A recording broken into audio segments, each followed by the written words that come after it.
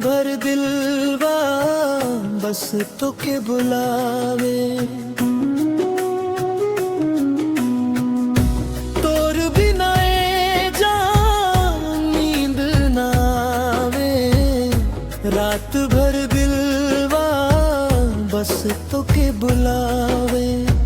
जिंदगी के राह में छोड़ के गईलू, रोवत बदिलवा काहे भुलैलू।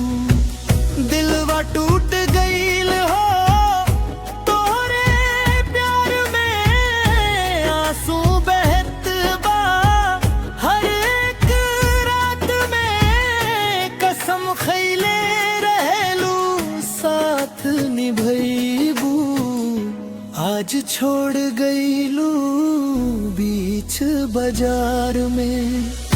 तोर बिना ए जान नींद ना आवे, रात भर दिलवा बस तो के बुलावे।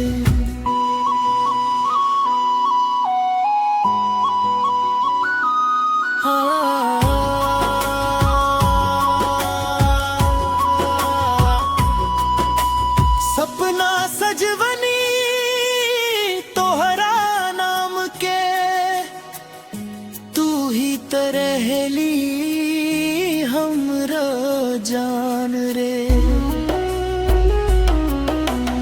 अब ताकेले रोईला आँखिया, सुन पड़ल बा दिल के जहान रे।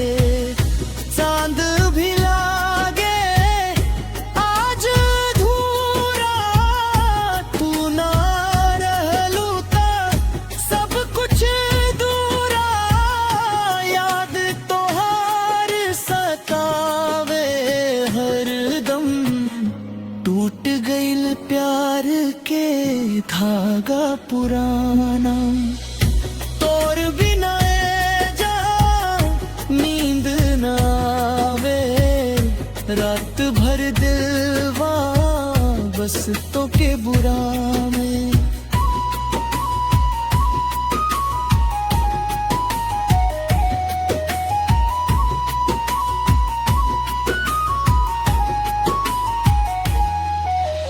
गंगा किनारे बैठ के रोई, तोहरा खातिर हर दर्द ढोई।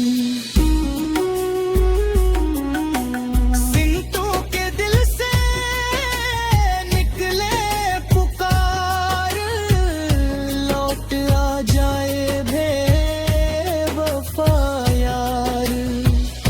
दिलवा टूट गईल हो तोहरे प्यार में, आंसू बहत बा हर एक रात में।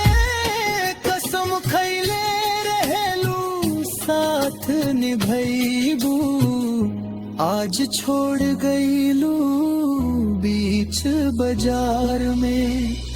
तोर बिना ए जान नींद ना आवे, रात भर दिलवा बस तो के बुलावे। रात भर दिलवा बस तो के बुलावे।